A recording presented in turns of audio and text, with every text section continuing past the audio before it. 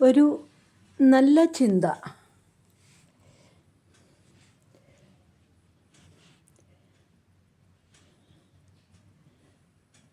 Feeling thoughtful.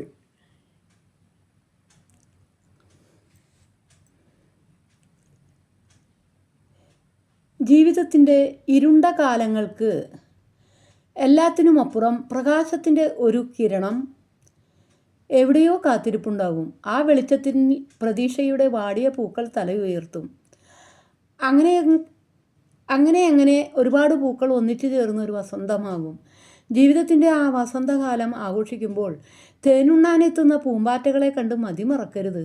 വാടിത്തളർന്നപ്പോൾ ചവിട്ടി അരച്ചവരെയും ഇരുളിൽ നിന്നപ്പോൾ പ്രകാശത്തിൻ്റെ വഴിയടച്ചവരെയും ഓർമ്മയിൽ വയ്ക്കണം. ജീവിതത്തിൻ്റെ വസന്തകാലത്തിൽ ചേർത്ത് നിർത്തേണ്ടത് ഇരുളടഞ്ഞ കാലത്ത് ചേർത്ത് നിർത്തിയവരെ ആകണം. ഇലകൾ കൊഴിഞ്ഞെന്ന് കരുതി തളർന്നു പോകരുത്. ഒരു കാലത്തിനപ്പുറം വസന്തം കാത്തിരിപ്പുണ്ട്.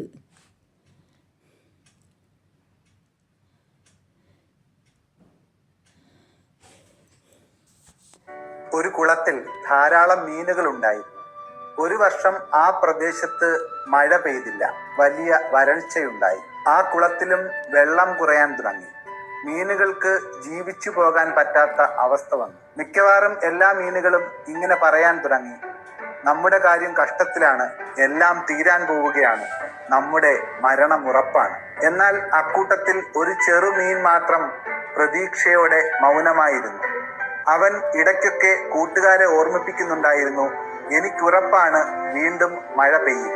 അപ്പോൾ മറ്റു മീനുകളെല്ലാം അവനെ കളിയാക്കി ചിരിച്ചുകൊണ്ട് ഇങ്ങനെ പറഞ്ഞു, നീ ഒരു മണ്ടനായി പോയല്ലോ, ഇത്ര കടുത്ത വരൾച്ചയിൽ എവിടെ നിന്ന് മഴ പെയ്യാനാണ്. ദിവസങ്ങൾ കടന്നു പോകവേ കുളത്തിലെ വെള്ളം വീണ്ടും വീണ്ടും കുറഞ്ഞു വരികയും കുറേയേറെ മത്സ്യങ്ങൾ ചത്തുപൊങ്ങുകയും ചെയ്തു. പക്ഷേ ആ ചെറുമീൻ മാത്രം ബാക്കിയുണ്ടായിരുന്ന അല്പവെള്ളത്തിൽ തൻ്റെ പ്രാണൻ പിടിച്ചു നിർത്തി തീർച്ചയായും മഴ വീണ്ടും വരും എന്ന പ്രതീക്ഷയോടെ കാത്തിരുന്നു. അങ്ങനെ ഒരു ദിവസം ആകാശത്ത് കാർമേഘങ്ങൾ ഉരുണ്ടുകൂടുകയും മഴ പെയ്യാൻ തുടങ്ങുകയും ചെയ്തു. കുളത്തിൽ വീണ്ടും ജലം നിറഞ്ഞു. പക്ഷേ ദുഃഖകരമായ കാര്യം എന്തെന്നാൽ കുളത്തിലെ മിക്കവാറും മീനുകൾക്കും ആ സമയമായപ്പോൾ ജീവൻ നഷ്ടപ്പെട്ടിരുന്നു. എന്നാൽ പ്രതീക്ഷയോടെ കാത്തിരുന്ന ആ ചെറുമീൻ രക്ഷപ്പെടുക തന്നെ ചെയ്തു. പലപ്പോഴും നമ്മുടെ സ്വപ്നങ്ങളെയും പ്രതീക്ഷകളെയും പരിഹസിക്കുന്നവർ ഉള്ളിൻ്റെ ഉള്ളിൽ പ്രതീക്ഷ നഷ്ടപ്പെട്ടവരാണ്. ഇന്ന് നമ്മൾ ഏതു സാഹചര്യത്തിലൂടെ കടന്നു പോകുമ്പോഴും ഓർക്കുക, സ്ഥിതിഗതികൾ എത്ര കഠിനമായാലും പ്രതീക്ഷ കൈവിട്ട് കളയരുത്.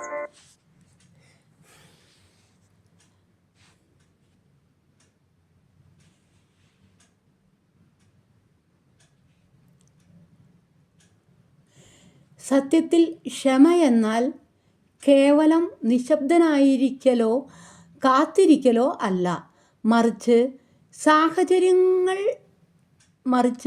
സാഹചര്യങ്ങളെയും അവസ്ഥകളെയും അതിൻ്റെ പൂർണ്ണതയിൽ ഉൾക്കൊള്ളാനും ആഴത്തിൽ മനസ്സിലാക്കാൻ ശ്രമിക്കുന്നതാണ് യഥാർത്ഥ ക്ഷമ. പൂന്തോട്ടത്തിലെ ചിത്രശലഭങ്ങളെ പിടിക്കാൻ വേണ്ടി പാഞ്ഞു നടക്കുന്ന കുഞ്ഞുങ്ങളെ കണ്ടിട്ടില്ലേ? പൂക്കളുടെ മേല് തേന്നുകരാനിരിക്കുന്ന ശലഭത്തിന്റെ അടുത്തേക്ക് ഇങ്ങനെ കൈ കൊണ്ട് ചെല്ലുമ്പോൾ കാണാം ശലഭം പറന്നു പോകുന്നത്. പിന്നെ ആ ശലഭത്തിന്റെ പുറകെ കുഞ്ഞ് ഓടി ഓടി ഓടി തളർന്ന് പാർക്കിലെ ബെഞ്ചിൽ വന്നിരിക്കുമ്പോൾ ആ ശലഭം കാണാം കുഞ്ഞിന്റെ കയ്യിൽ പതുക്കെ വന്നിരിക്കുന്നത്. ഇതുപോലെയാണ് നമ്മുടെ സ്വപ്നങ്ങളും. ഒരു ദിവസം കൊണ്ട് ഒരു സ്വപ്നവും സാർത്ഥകമാവില്ല. ഓടണം, ഓടി ഓടി തളരണം.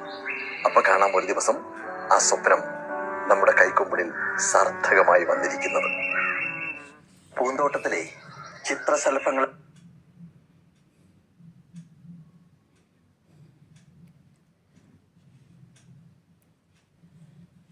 കുട്ടികൾക്കിടയിൽ പ്രചാരത്തിലുള്ള ഒരു കുസൃതി ചോദ്യമുണ്ട്. ബോർഡിൽ ഒരു വര വരയ്ക്കും. വര വരച്ചതിന് ശേഷം അവർ ചോദിക്കും, ഈ വരയെ തൊടാതെ, ഈ വരയെ മായ്ക്കാതെ ഇതിനെ ചെറുതാക്കാമോ എന്ന്. നമുക്ക് അറിയാം, എത്ര ശ്രമിച്ചാലും അത് തൊടാതെ വര വരയ്ക്കാതെ എങ്ങനെയാണ് നമുക്ക് പിടികിട്ടില്ല. അന്നേരം കുട്ടികൾ എന്ത് ചെയ്യും? ഒരു ചോക്ക് എടുത്തിട്ട് അല്ലെങ്കിൽ ഒരു പേന എടുത്തിട്ട് അതിന്റെ മുകളിൽ ഒരു വലിയ വര വരയ്ക്കും. അതിന്റെ മുകളിൽ ഒരു വലിയ വര വരയ്ക്കുമ്പോൾ സ്വാഭാവികമായും മറ്റു വര എന്തായി? ചെറുതായി മാറും. പ്രിയപ്പെട്ടവരെ, നമ്മുടെ ജീവിതത്തിൽ തെറ്റുപറ്റാത്ത ഒരു മനുഷ്യനും ഉണ്ടാവില്ല. വീഴ്ചകൾ സംഭവിക്കാത്ത ആരും ഉണ്ടാവുകയില്ല. ലോകത്തില് 100% ശുദ്ധതയോടെ ജീവിക്കാൻ ആർക്കും കഴിയുകയില്ല. നാം മഹാന്മാരെന്നും വിശുദ്ധരെന്നും ശ്രേഷ്ഠരെന്നും പറയുന്ന ആൾക്കാരുടെ ജീവിതത്തിലും തെറ്റുകളും കുറവുകളും പോരായ്മകളും ഒക്കെ ഉണ്ടായിട്ടുണ്ട് എന്ന് അവരുടെ ആത്മകഥ വായിക്കുമ്പോൾ നമുക്ക് മനസ്സിലാക്കാൻ കഴിയും. പക്ഷേ ഈ തെറ്റുകളുടെ ചെറിയ വരയ്ക്ക് മീതെ അവർ നന്മയുടെ സ്നേഹത്തിന്റെ വലിയ ഒരു വര വരച്ചു ഈ ജീവിതം കൊണ്ട്. അതുകൊണ്ടാണ് അവരെ നമ്മൾ മഹാന്മാരും ശ്രേഷ്ഠരും വിശുദ്ധരുമൊക്കെ ആയിട്ട് കാണുന്നത്. അപ്പൊ നമ്മുടെ ജീവിതത്തിലും തെറ്റുകളുടെ, അറിവില്ലായ്മയുടെ, അബദ്ധത്തിന്റെ ചെറിയ ചെറിയ വരകൾ വീണിട്ടുണ്ടാവും. ആ ചെറിയ ചെറിയ വരകളെ സ്നേഹത്തിന്റെ, കരുണയുടെ, ആർദ്രതയുടെ, വാത്സല്യത്തിന്റെ, നന്ദിയുടെ വലിയ വരകൾ കൊണ്ട് ചെറുതാക്കാൻ നമുക്ക് എല്ലാവർക്കും കഴിയട്ടെ.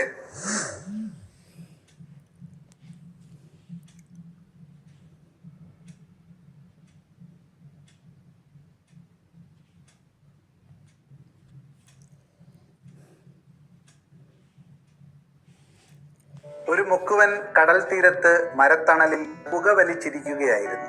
ആ സമയത്ത് അതുവഴി കടന്നുപോയ ധനികനായ ഒരു കച്ചവടക്കാരൻ അയാളെ കണ്ട് ചോദിച്ചു, ഈ തണലത്തിങ്ങനെ പുകവലിച്ചിരിക്കാതെ നിങ്ങൾക്ക് എന്തെങ്കിലും പണിയെടുത്തുകൂടെ? ആ പാവപ്പെട്ട മുക്കുവൻ മറുപടി പറഞ്ഞു, എന്റെ ഇന്നത്തേക്കുള്ള മീൻപിടുത്തമൊക്കെ കഴിഞ്ഞു. ഇത് കേട്ട് അരിശം വന്ന ആ ധനികൻ ചോദിച്ചു, നിങ്ങൾക്ക് കുറച്ചുകൂടെ മീൻ പിടിച്ചുകൂടെ? വെറുതെ ഈ തണലത്തിരുന്ന് സമയം കളയാതെ. മുക്കുവന്റെ മറു ചോദ്യം ഇങ്ങനെയായിരുന്നു, കൂടുതൽ മീൻ പിടിച്ചിട്ട് ഞാൻ എന്ത് ചെയ്യാനാ? ധാരാളം മീൻ കിട്ടിയാൽ ബാക്കി വരുന്നത് വിറ്റ് നിങ്ങൾക്കൊരു ബോട്ട് വാങ്ങാം. ധനികൻ മറുപടി പറഞ്ഞു. എന്നിട്ട് ഞാൻ എന്ത് ചെയ്യും? മുക്കുവൻ ചോദിച്ചു. ബോട്ടുണ്ടെങ്കിൽ നിങ്ങൾക്ക് കടലിനുള്ളിലേക്ക് പോയി പിന്നെയും ധാരാളം മീൻ പിടിക്കാം. അപ്പോൾ കൂടുതൽ പണം സമ്പാദിക്കാം. ധനികൻ പറഞ്ഞു. എന്നിട്ട്? മുക്കുവൻ ചോദിച്ചു. നിങ്ങൾക്ക് പിന്നെയും ബോട്ടുകൾ വാങ്ങാം, ധാരാളം ആളുകളെ ജോലിക്ക് വെക്കാം, വീണ്ടും യഥേഷ്ടം പണം സമ്പാദിക്കാം. ധനികൻ പറഞ്ഞു. അതും കഴിഞ്ഞ്? മുക്കുവൻ ചോദിച്ചു. എന്നെ പോലെ ധനികനായ ഒരു കച്ചവടക്കാരനാകാം. എന്നിട്ട്? വീണ്ടും ചോദ്യം വന്നു. നിങ്ങളുടെ ജീവിതം സമാധാനപരമായി ആസ്വദിക്കാം. ധനികൻ പറഞ്ഞു. മുക്കുവൻ ചോദിച്ചു, അതുതന്നെയല്ലേ ഞാൻ ഇപ്പോഴും ചെയ്തുകൊണ്ടിരിക്കുന്നത്? ജീവിതം ആസ്വദിക്കാനായി നാളേക്കായി കാത്തിരിക്കേണ്ട ആവശ്യമില്ല. അതിന് പണമോ അധികാരമോ നിർബന്ധമില്ല. ഈ നിമിഷത്തിൽ ജീവിക്കാം, ജീവിതം ആസ്വദിക്കാം.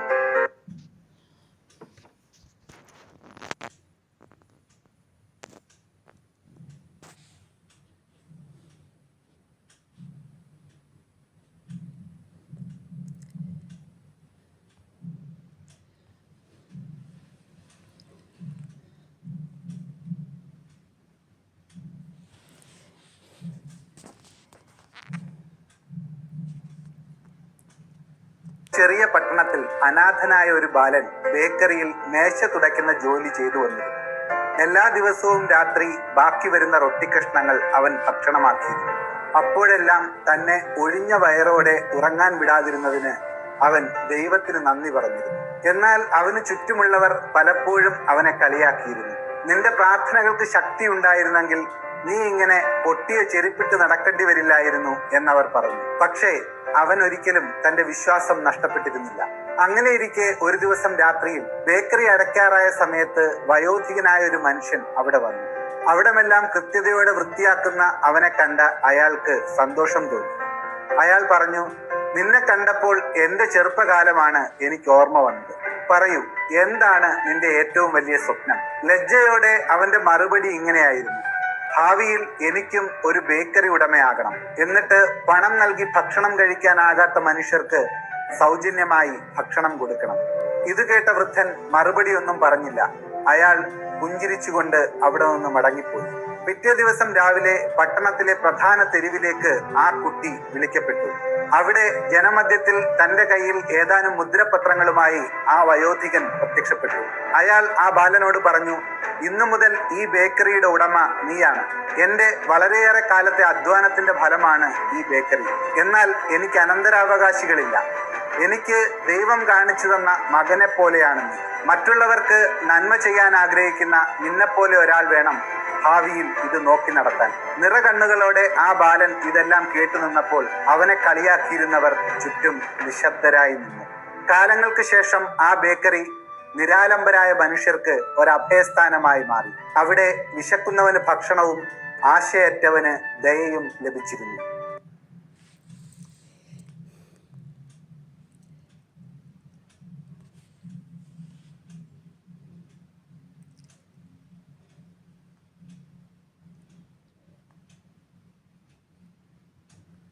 ചെറിയ പട്ടണത്തിൽ അനാഥ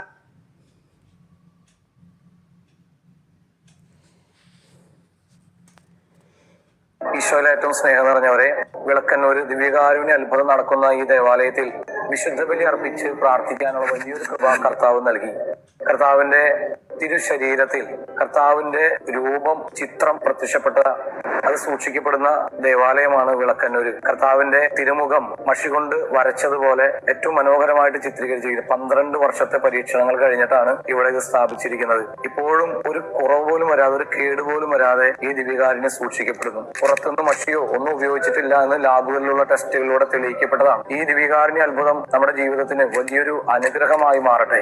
ആയിരക്കണക്കിന് വിശ്വാസികൾ ഈ ദിവ്യകാരുണ്യ അത്ഭുതം കാണാൻ ഈ കൊച്ചു ദേവാലയത്തിലേക്ക് ഒഴുകിക്കൊണ്ടിരിക്കുകയാണ്. ഇപ്പോഴും ദേവാലയത്തിന്റെ സ്ട്രക്ചറിലൊന്നും ഒരു മാറ്റവും വരുത്തിയിട്ടില്ല. ഏറ്റവും അത്ഭുതമായിട്ട് തോന്നിയത് ആ തിരുവോസ്തി ഇപ്പോഴും ഒരു പൊടി പോലും കേടാകാതെ സൂക്ഷിക്കപ്പെടുന്നതാണ്. നമ്മുടെ പള്ളികളിലാണെങ്കിൽ കുസ്തോതിയിൽ സൂക്ഷിക്കുന്ന ഓസ്തി പോലും ഒരു മാസം ആകുമ്പോഴേക്ക് പൂത്തുപോകും. 12 വർഷമായിട്ടും ആ ഗോതമ്പിന്റെ ഓസ്തിക്ക് ഒരു കേടുപോലും വന്നിട്ടില്ല.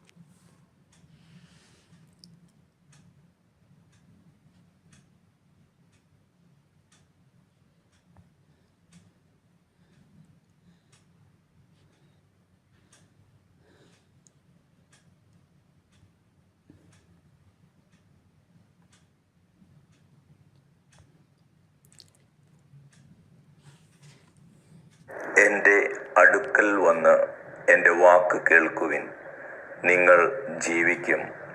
ഞാൻ നിങ്ങളുമായി ശാശ്വതമായ ഒരു ഉടമ്പടി ഉണ്ടാക്കും. ദാവീദിനോടെന്ന പോലെ നിങ്ങളോട് ഞാൻ സ്ഥിരമായ സ്നേഹം കാട്ടും.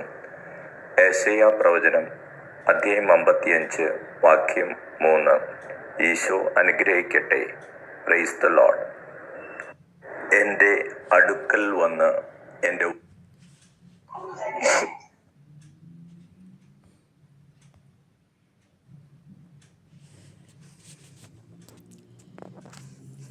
ദിവ്യകാരുണ്യനാഥ, നിൻ ദിവ്യപ്രകാശം തൂകണമേ എൻ ജീവിതത്തിൽ.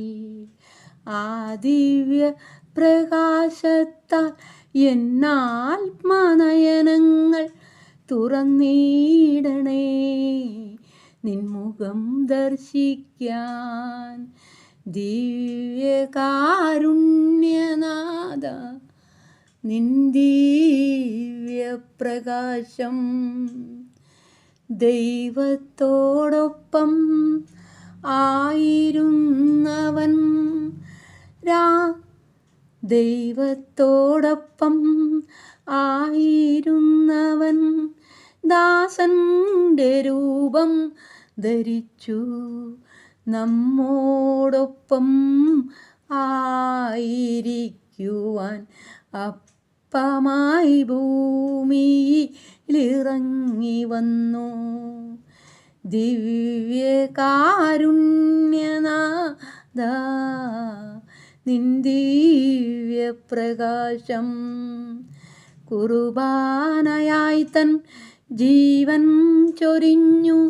കുർബാനയിൽ നാം ഒന്നായി ചേരാൻ ജീവന്റെ സമൃദ്ധി എനിക്ക് എനിക്കു നൽകി നിത്യജീവനിലേക്കെന്നെ നയിക്കാൻ. ദിവ്യകാരുണ്യ നാഥ, നിൻ ദിവ്യപ്രകാശം തൂകണമേ എൻ ജീവിതത്തിൽ. ആ ദിവ്യ പ്രകാശത്താൽ എന്നാത്മനയനങ്ങൾ തുറന്നീടണേ, നിൻമുഖം ദർശിക്കാൻ. ദിവ്യകാരുണ്യനാഥ, നിൻ ദിവ്യപ്രകാശം, നിൻ ദിവ്യപ്രകാശം, നിൻ ദിവ്യപ്രകാശം. എല്ലാവർക്കും നല്ലൊരു ദിവസം ആശംസിച്ചുകൊണ്ട് പ്രാർത്ഥനയോടെ ഗുഡ് നൈറ്റ്.